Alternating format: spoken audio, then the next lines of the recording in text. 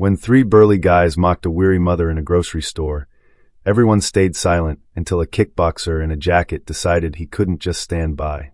Jaxon Reed, 32, wasn't looking for attention that day. Not from fans, not from his sparring partners, nobody. He was drained body and soul after 6 grueling days of training and press hounding him non-stop. Fight promoters were circling, and his trainer kept warning him, "One slip, Jax, and you're back to small-time gigs." So he pulled his hood up, kept his eyes down, and drove across town. He headed to Savemore on Fremont Street, Stockton, California, a spot where his name meant nothing. He wasn't there for a big haul, just basics: bread, protein powder, bananas, and some electrolyte water. Nothing fancy. He avoided the cashier's gaze as he stepped in, earbuds in but silent, a shield against small talk. He craved a quick, quiet escape. The store was near empty, perfect. A couple of kids bickered over chips, some retirees browsed canned goods, and a toddler's wail echoed faintly from afar.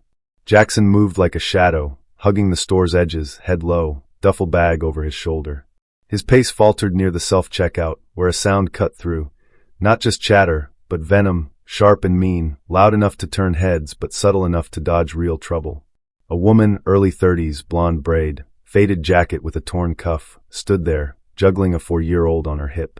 She scanned diapers and a jar of peanut butter, her girl staring blankly, cheek pressed against her mom's shoulder. Behind her, 3 grown men snickered. One, stocky, shaved head, wearing flip-flops despite the chill, tossed a bag of rice into his cart like it was a joke.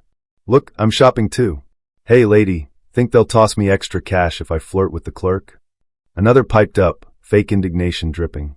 "Ease up, man, she's just showing her kid the ropes, young." The third grinned. "Gotta admire the hustle." They burst out laughing. The cashier glanced over but said nothing. The store pretended it wasn't happening. Jaxon halted near the snack aisle, just past the soda coolers. He tilted his head, catching it all sideways. The mom didn't snap back or argue. She just shrank, digging through her purse, murmuring to her daughter, maybe to soothe her. Her hands trembled. Jaxon's own mother had been like that.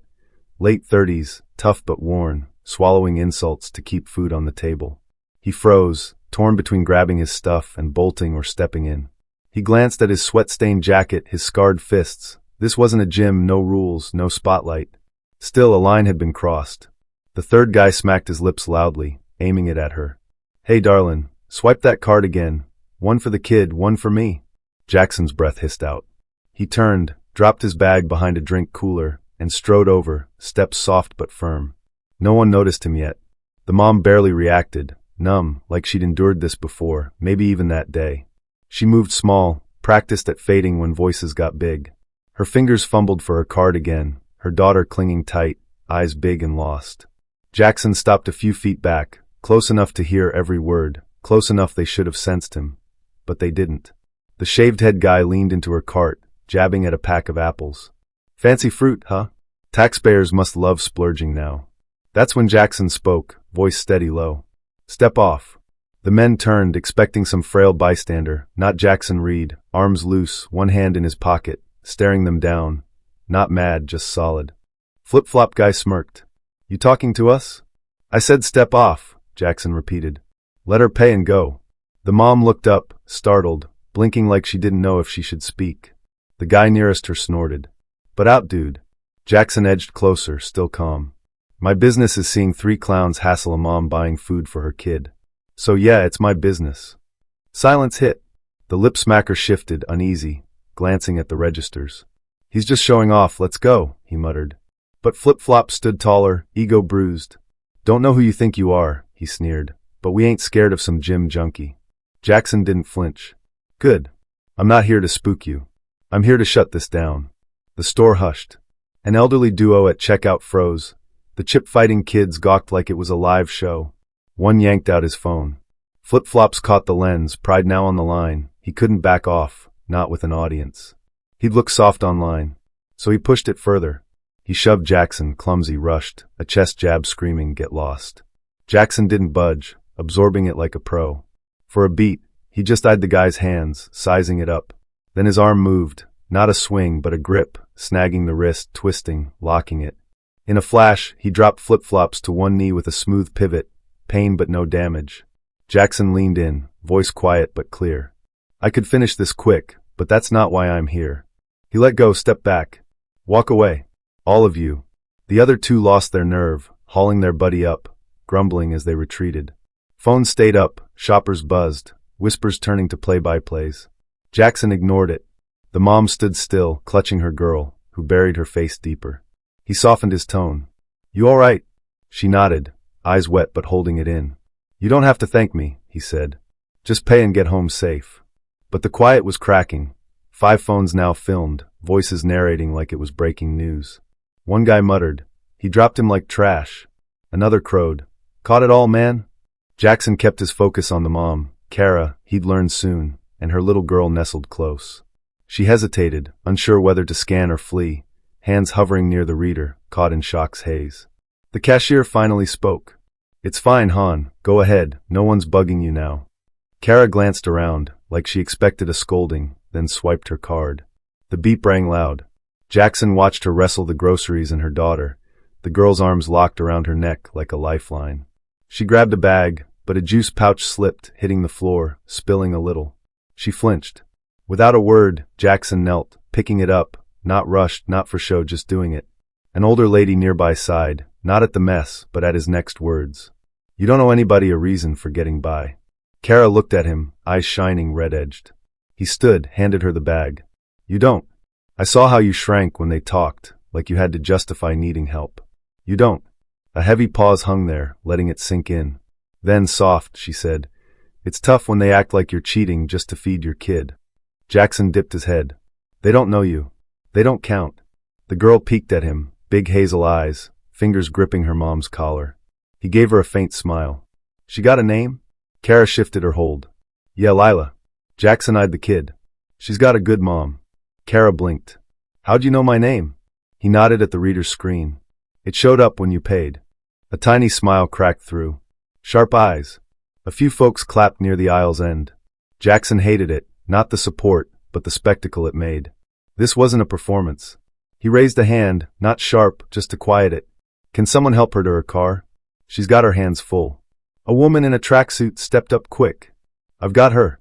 Kara met his gaze again, not just grateful or shy, something deeper, like she saw him clear. You're not what I pictured. He quirked a brow. What did you picture? I dunno, not someone who steps up without making a scene. He almost chuckled. You'd be shocked what fighting looks like off the mats. Lila tugged her sleeve. Kara glanced down, nodded. Yeah, sweetie, we're heading home. She turned to go, the woman trailing with her bags, kids still glued to her. Jaxon stayed put, juice pouch dented in his hand. Someone behind asked, Hey, what's your name? He didn't answer, not yet.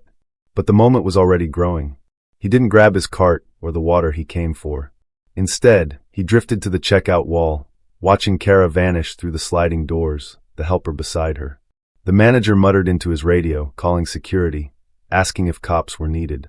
Policy said yes. Any scuffle, even a fast one, meant paperwork. Jaxon didn't fight it.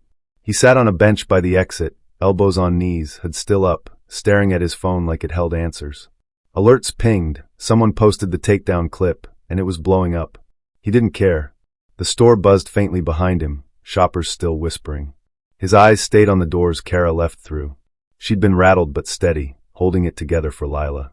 That stuck with him, more than the shove, more than the phones. He scrolled the clip once, saw his own frame move in grainy light, heard his voice cut through. It wasn't about him, though. It was her, keeping her kid close, pushing through. The video didn't catch that part, not the weight of it. A stocky cop rolled up minutes later, winded, scanning the scene. He pointed at Jaxon. You the one who broke it up? Jaxon stood, hands out calm. Yeah, that's me. The cop blinked, thrown by his cool. You hurt? No. Didn't hurt him either, just held him down. The manager piped up. Cameras got it all, plus a dozen phones. He kept it clean. The cop sized him up, then jotted a note. ID. Jaxon handed it over. The cop paused, recognition flickering. Jaxon Reed? The kickboxer. Jaxon shrugged, half smiling. Sometimes. The cop grinned, passing the ID back. You stopped something nasty. We'll file it, but you're clear. Jaxon nodded. Appreciate it. As the cop left, a clerk sidled up, phone still out. Man, you really told her she didn't know nobody nothing? Jaxon glanced at him. Yeah. She teared up when you said it, the clerk added, then wandered off. That line. You don't owe anybody a reason for getting by, was already spreading, hitting harder than Jaxon expected. A hefty cop arrived soon after, puffing slightly, and zeroed in on Jaxon. You the guy who stopped the mess? Jaxon rose, hands loose and visible. Not out of fear, just habit. Yes, sir, that's me. The cop blinked, caught off guard by his calm. You okay? Yeah, and I didn't rough him up, just pinned him. The manager jumped in from behind. It's all on tape, plus tons of phone vids. He didn't overdo it. The cop scribbled a note, eyeing Jaxon. ID. Jaxon slid it over. The cop glanced, then did a double take. Jaxon Reed? The kickboxer? Seen you on fight reruns. Jaxon cracked a faint smile. Get that now and then. The cop handed it back. You kept that lady out of a bad spot. Report's just routine, you're good. Jaxon nodded. Thanks. As the cop shuffled off, a clerk edged closer, phone glowing. Dude, you really told her she didn't owe nobody an excuse for living? Jaxon met his eyes. Yeah. Hit her hard, the clerk said, then drifted away. That line, you don't owe anybody a reason for getting by, was already rippling out. People online were snagging it, pairing it with clips of the takedown, weaving it into their own tales, of parents, workers, anyone shamed for scraping by. Jaxon didn't chase the buzz, didn't post or flex. That wasn't why he'd moved. He left Savemore 20 minutes later, lot half empty, air crisp and still. No crowd, just cars humming past, clueless about the storm inside. Near the lot's edge, a beat-up blue hatchback rolled up. Kara sat shotgun, Lila dozing in her arms. The tracksuit woman drove. She cranked the window down, waved. Jaxon ambled over. Kara looked up. She finally crashed. He grinned. Looks cozy. Always does after a meltdown, like she unloads it all, Kara said, pausing. Didn't think anyone'd step up in a place like that. Jaxon leaned on the frame. Shouldn't have to wait for it, but I get why you'd think that. Felt invisible, she murmured, voice thin. Like I shouldn't even be there. You had more right than they did, he shot back. She let out a breath, like she'd been choking on it. Guys like you don't know what that means, wading in like that. He shook his head. Wasn't special, just couldn't ignore it. She nodded, no tears now, just a quiet click of understanding. If you ever need a listener, I'm around. Not much, but my banana bread's killer. Jaxon chuckled. Tough to pass up. A beat hung there, then the driver said, We gotta roll. Kara waved, the window slid up. Jaxon watched the car peel out, hands jammed in his pockets. He didn't know it yet, but the story was just kicking off. Back inside Savemore, the vibe lingered, workers huddled, pretending to restock but really dissecting the guy who flipped a jerk like it was routine. The video was hitting local feeds, Facebook groups, each share a little wilder, a little less accurate.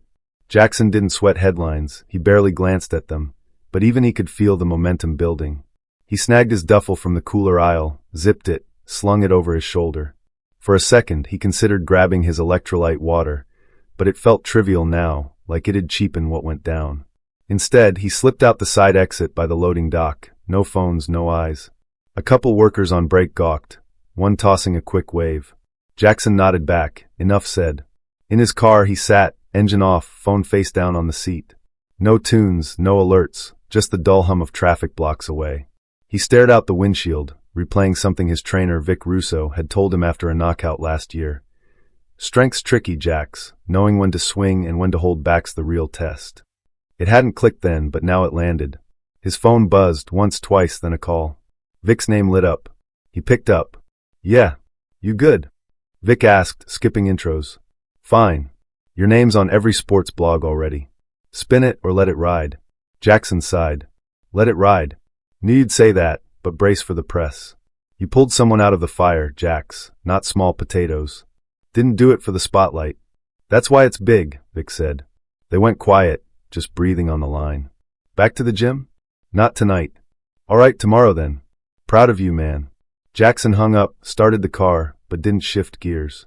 He sat there, thinking of Kara, how her voice broke when she said she felt invisible, how often he'd seen his own mom, late 30s back then, duck her head in checkout lines while strangers muttered behind her, judging her for existing.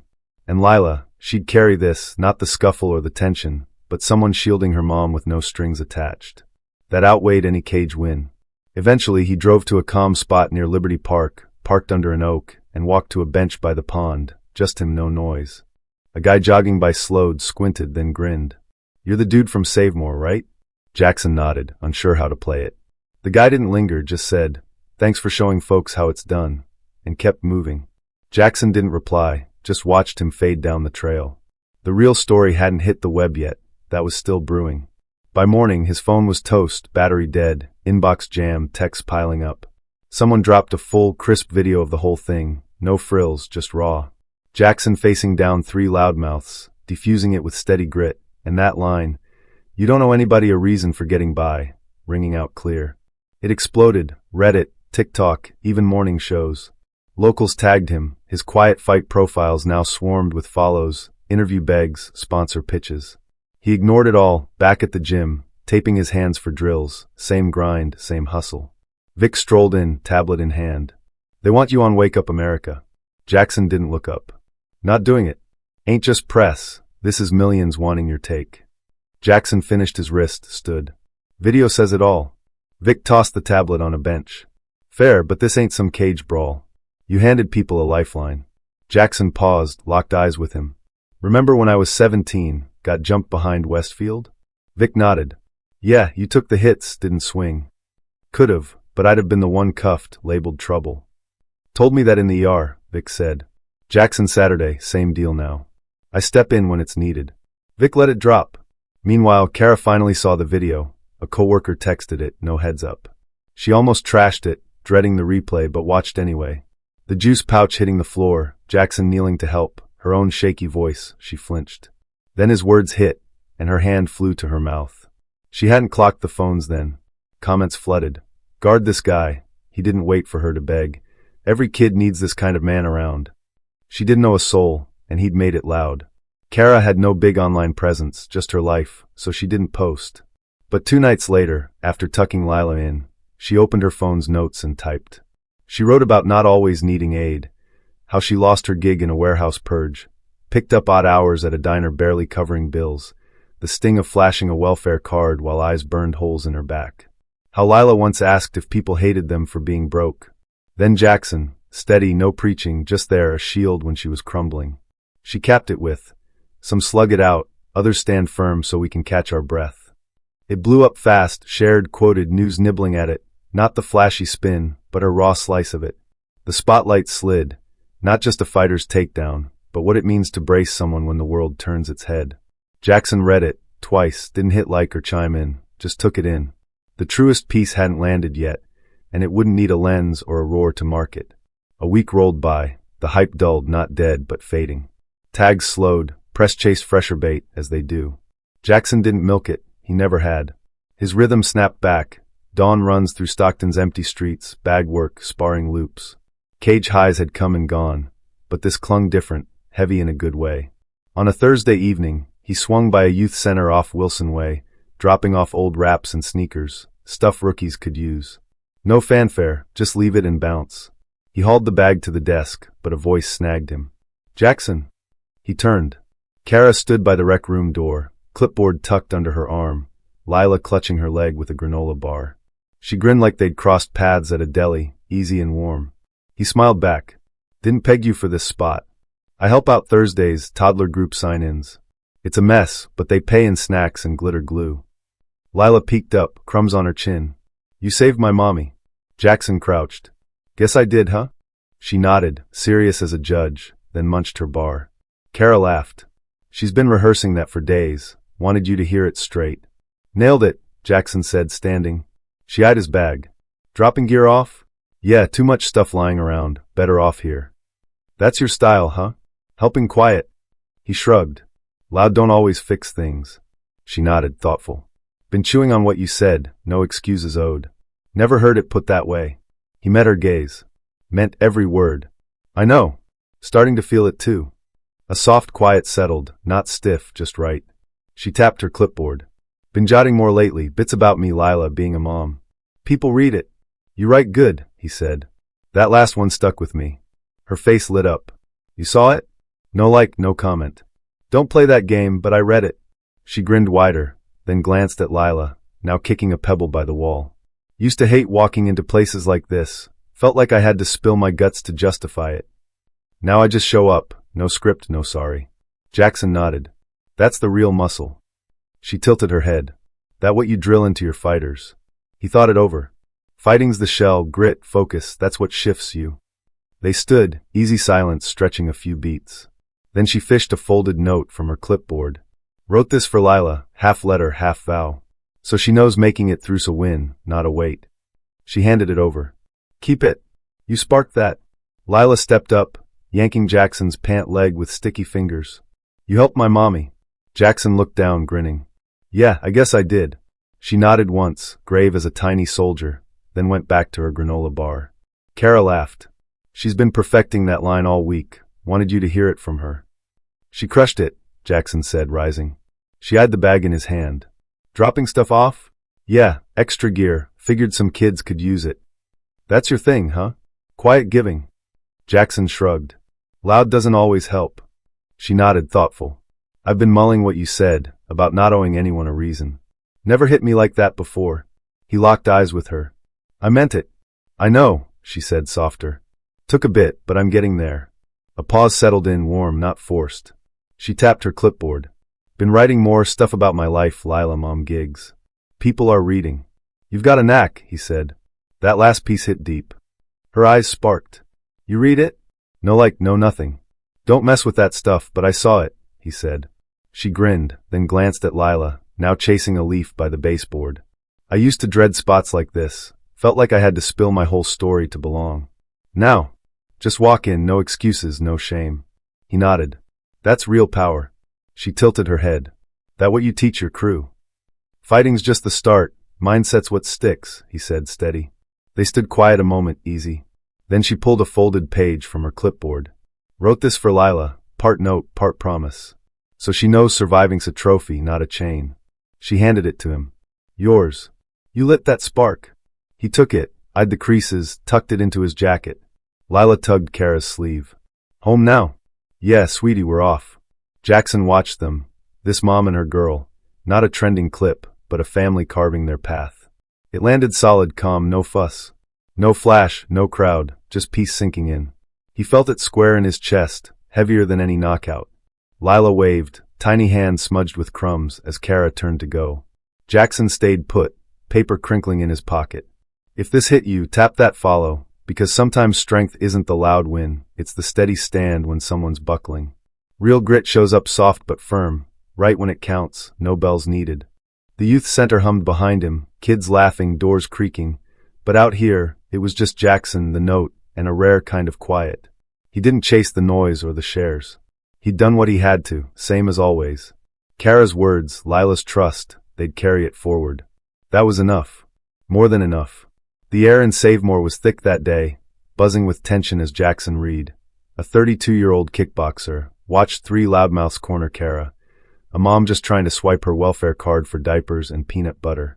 Her 4-year-old Lila clung to her wide-eyed, while the men's taunts echoed, cruel, sharp, slicing through the quiet of Stockton's Fremont Street. Jaxon didn't hesitate. With a steady step off, he turned the scene electric, dropping one jerk to his knees in a flash of grit and control. No fists flying, just raw presence. Phones lit up, 5 at least, catching every second as the store held its breath. Kara's shaky hand steadied, and later, by a beat-up hatchback in the lot, her voice cracked. Felt invisible. Jackson's reply, you don't owe anybody a reason for getting by. Hit harder than any punch he'd thrown in the ring. 2 lessons burned bright from that chaos. First, real strength isn't loud. It's the quiet stand that shifts the tide. Jaxon could have walked off, 6-foot frame blending into the soda coolers, but he planted himself like a wall, all 190 pounds of him, for a stranger 10 feet away. He didn't need a crowd roaring his name. He just moved, proving power lies in action, not applause. Second, survival's a badge, not a burden.